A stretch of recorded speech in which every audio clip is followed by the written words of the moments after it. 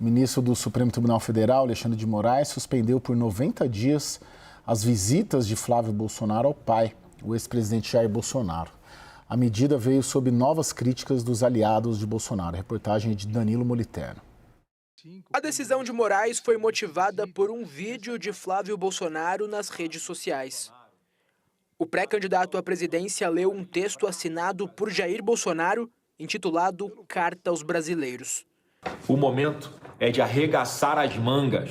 Para o ministro, Flávio violou a medida cautelar que proíbe o ex-presidente da República de usar mídias digitais, diretamente ou por meio de terceiros. Aponta que o senador é reincidente na conduta desrespeitosa frente às decisões judiciais e o proibiu de visitar Jair por 90 dias, até 11 de outubro, já depois do primeiro turno da eleição presidencial. Moraes ainda diz que o vídeo teve um instrumento de promoção política da pré-candidatura do senador e pede apuração do Ministério Público Eleitoral para uma suposta propaganda antecipada em período vedado pela legislação. Em nota, a defesa da pré-campanha diz que a decisão é ilegal e inconstitucional, já que Flávio também é advogado do pai, e que a medida de Moraes aproxima Jair Bolsonaro da incomunicabilidade. Eu estou rememorando porque o Lula, quando estava cumprindo pena de forma justa, correta, ele escreveu 22 cartas. 22 cartas. O Lula podia fazer tudo. Essa é mais uma medida que coloca o Supremo no centro das atenções aqui em Brasília. Na última semana, a decisão do ministro Flávio Dino de bloquear 119 milhões de reais de Valdemar Costa Neto, o presidente nacional do PL, rendeu críticas entre lideranças no Congresso e até colegas de corte.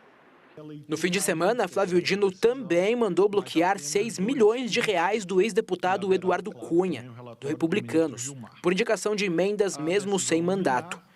Nos dois casos, a Procuradoria-Geral da República se manifestou contra os bloqueios. Lideranças parlamentares acionaram 2 ministros do Supremo para contestar a resolução de Dino contra o presidente do PL. Avaliam que a intenção seria de julgar as emendas parlamentares impositivas como inconstitucionais e devolver o controle delas ao Executivo. Os novos embates entre oposição e Supremo vêm no momento em que a disputa eleitoral se acirra de acordo com as pesquisas. Levantamento BTG Nexus, divulgado nesta sexta-feira, aponta que Flávio reduziu a distância para Lula. O atual presidente tem 47% no segundo turno contra 44% de Flávio. Anteriormente, a diferença era de 6 pontos, com 49% contra 43%.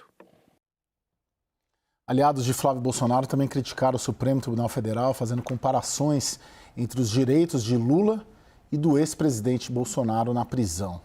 O senador e ex-juiz da Lava Jato, Sérgio Moro, disse que Lula recebeu 572 visitas em 2018, 21 delas do então candidato à presidência, Fernando Haddad, e que os aliados concediam uma série de entrevistas. O senador lembrou que nunca cogitou cercear o direito de visita ou de correspondência de Lula e que Bolsonaro parece não ter assegurado o direito de correspondência previsto na lei. Moro finalizou dizendo que falta proporcionalidade e legalidade à decisão de Moraes. Tem muitos aspectos aqui para a gente analisar, tanto do ponto de vista técnico-jurídico quanto político, mas vamos começar aproveitando o doutor Alberto Rolo aqui, um super especialista e conhecido nosso, principalmente nós da imprensa, mas também do universo político, doutor Rolo. Basicamente, a decisão do Alexandre de Moraes lhe parece correta? Caio, me parece um pouco precipitada, porque a lei de execução penal permite a escrita de cartas, troca de correspondências. Na verdade, o Jair Bolsonaro, condenado, cumprindo pena, é um criminoso condenado, não tem sanção, não tem pena de silêncio, né?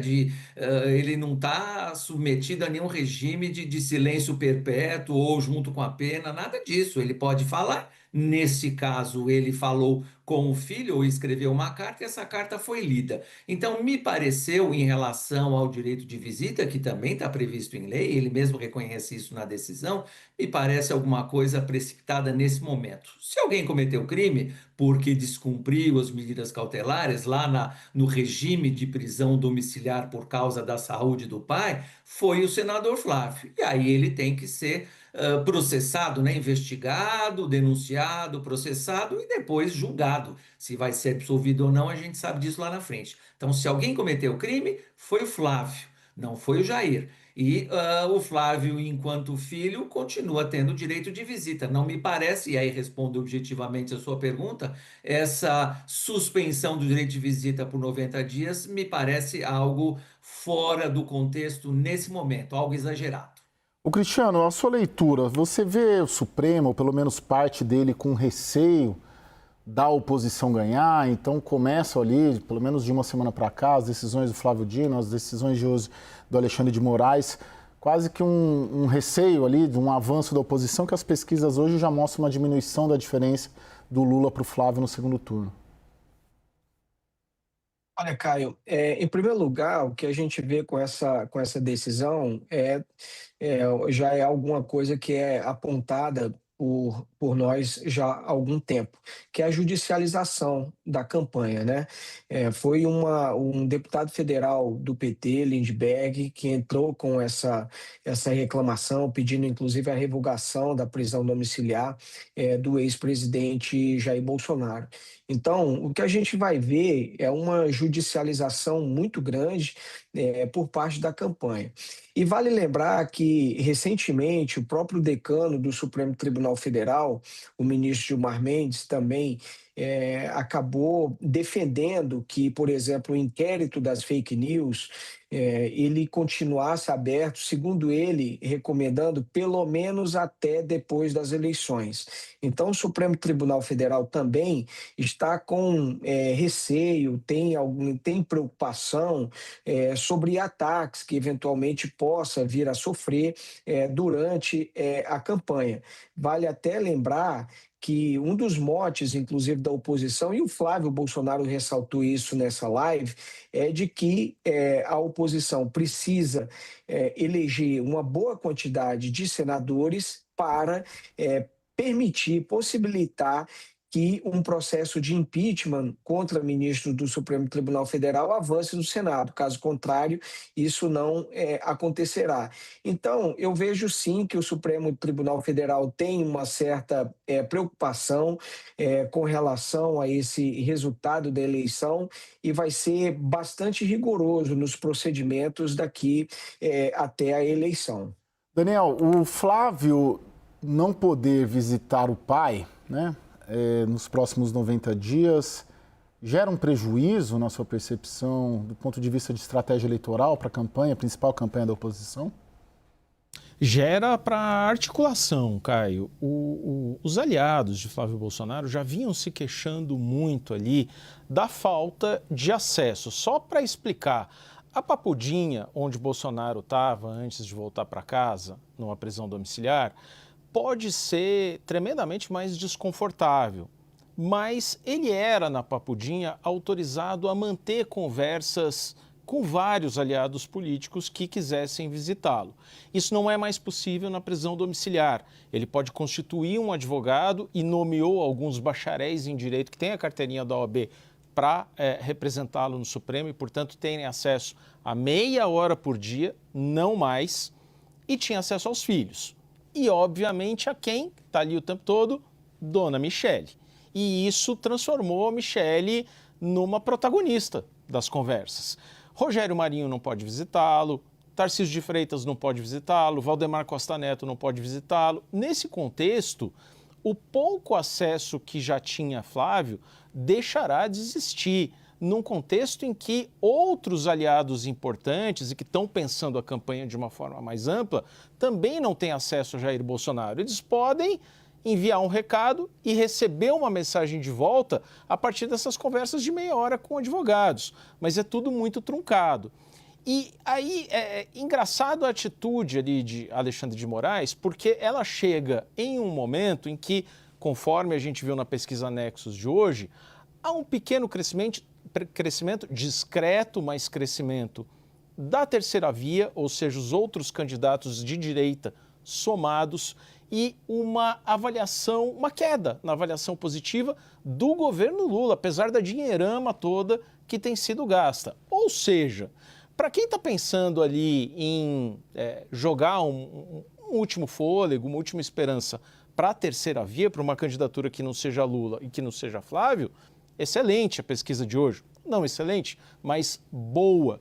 E aí, com essa decisão, no final das contas, é como disse o pré-candidato Renan Santos.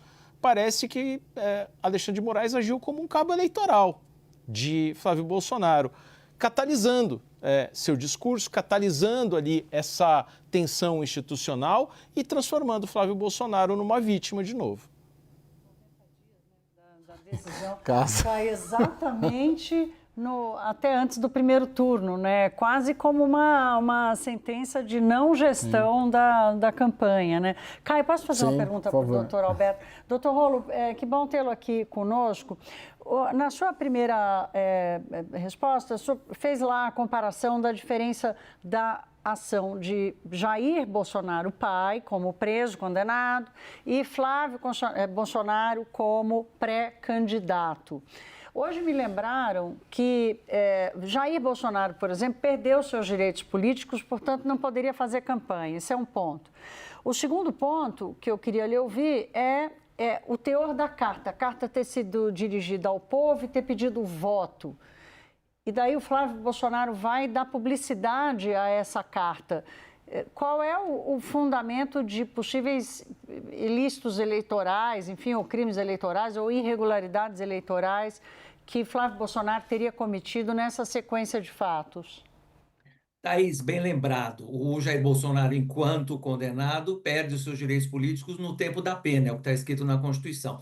Então, ele não poderia externar opiniões políticas, mas isso não está escrito nas medidas cautelares às quais ele está submetido. Não está escrito lá, você pode falar de outros assuntos, mas não pode falar de política. Não tem essa vedação, não tem essa restrição. Isso me lembra aquele acontecimento com as armas agora há algumas semanas, né? Ninguém mandou fazer uma busca e apreensão na casa dele antes dele ir para o regime domiciliar. Só se lembraram que ele podia ter armas depois, né? E aí foram apreendidas as armas. Aqui mais ou menos a mesma coisa. Diz para ele, escreve, você não pode ter opinião política. Então aí ele não pode escrever uma carta. Se ele escrever a carta, ele está descumprindo essas medidas cautelares. Em relação ao Flávio, eu não tenho dúvida. Até porque, Thaís, vamos lembrar, o próprio ministro Alexandre de Moraes, nessas cautelares, proibiu o Jair de ter acesso às redes sociais, por si ou por terceiro, mas quem acessou as redes sociais foi o Flávio, né? Agora vamos para o campo eleitoral. Eu ouvi, não assisti a live toda, mas vi a parte do vídeo onde a carta foi lida, né? E não encontrei, Thaís, aí a gente tem que entrar lá no artigo 36A da lei eleitoral. A lei eleitoral permite, neste momento, até a divulgação da pré-candidatura, a divulgação das qualidades do postulante, está expresso no artigo 36A, desde que não tenha pedido explícito de voto. Naquela carta que foi lida pelo senador Flávio Bolsonaro, eu não vi pedido explícito de voto, em nenhum momento diz lá, vote no Flávio, diz que o Flávio é o pré-candidato dele, Jair, e que é a melhor saída, a melhor solução para o Brasil, mas não tem pedido explícito. Mas o TSE cunhou uma expressão que chama palavras mágicas. Então, talvez o ministro Alexandre de Moraes tenha visto essas palavras mágicas que transformariam essa carta num pedido de voto pelo uso das palavras mágicas, embora eu não tenha visto, Thaís. Mas resumo disso, se houve pedido de voto, ainda que seja por palavras mágicas, porque pedido expresso não houve, qual é a consequência eleitoral disso? Multa por propaganda eleitoral antecipada. Qual o valor dessa multa? Mínimo R$5.000, máximo R$25.000. É isso que pode acontecer. O Cristiano, dentro da campanha do Flávio, hoje pelo menos, tinha uma leitura, eu senti uma leitura um pouco divergente. Uma parte achando que uma decisão como essa, somada à decisão do Flávio Dino contra o Valdemar, mas principalmente essa de hoje, desequilibra o jogo, né? Tira o conceito de paridade de armas, né? Necessário para uma disputa eleitoral. E outra parte achando, poxa, isso comprova a vinculação dessa ala do Supremo ao governo Lula III e, portanto, prejudica o Palácio do Planalto, né? E prejudica o Lula porque vincula uma corte, um Supremo que é impopular, a um governo que as pesquisas mostram a maioria considera desaprova do que aprova. Na sua percepção, o impacto chega a ser positivo ou negativo dessas decisões? Bom, Caio, a minha avaliação é que a tendência é mais negativa, né? Por quê? Pelo fato de que essa decisão ela vai, até como bem mencionou aí o Daniel na intervenção dele, de que isso acaba engessando o comportamento ali da campanha. Dificulta as ações do Jair Bolsonaro de articular determinados acordos, entendimentos e até resolver alguns tipos de conflitos que a gente tem visto aí na campanha, né? Por mais que o lado positivo na história aí é que, eventualmente, o Flávio, como ele fez nessa live, destacar o aspecto da perseguição política, de dizer que esse jogo está desbalanceado em favor do Lula. Mas isso, na minha avaliação, Caio, isso não atrai o eleitorado de centro. Isso acaba ajudando a ala bolsonarista, o eleitor, já que o Flávio já tem, né, dele continuar insistindo nisso. Então, eu não vejo como o Flávio tem a ganhar isso, atraindo o eleitorado de centro. Então, no final das contas, acaba sendo um resultado negativo, porque passa para a opinião pública também essa questão de emenda, de mais um problema, supostamente, e isso acaba caindo na interpretação popular, de que pode haver, sim, essa questão de corrupção na questão das emendas. Então, quando você mistura todos os assuntos, o saldo tende a ser mais negativo do que positivo, e desbalanceia mesmo essa disputa em favor do presidente Lula. Daniel? Só um pontinho aqui, Caio, na linha do que o Cristiano, complementando o que ele já tem dito aqui. Hoje, a campanha do Flávio, como qualquer campanha que enfrentasse dificuldades como as que ele enfrentou nas últimas semanas e meses, é uma campanha muito dividida. Tem gente palpitando para todos os lados. E tem gente na campanha, não sei dizer se é uma corrente majoritária hoje, mas é uma corrente mais versada na política que orienta Flávio a não comprar brigas, discussões com o Supremo, pensando na preservação da candidatura, pensando no que pode ser um governo Flávio, pensando na eleição, nos acenos para os eleitores moderados, pensando num eventual indulto para o pai, que vai ter que ser negociado com o Supremo. O momento, com essa decisão do Alexandre de Moraes, incendeia o outro lado, quem quer jogar lenha na fogueira.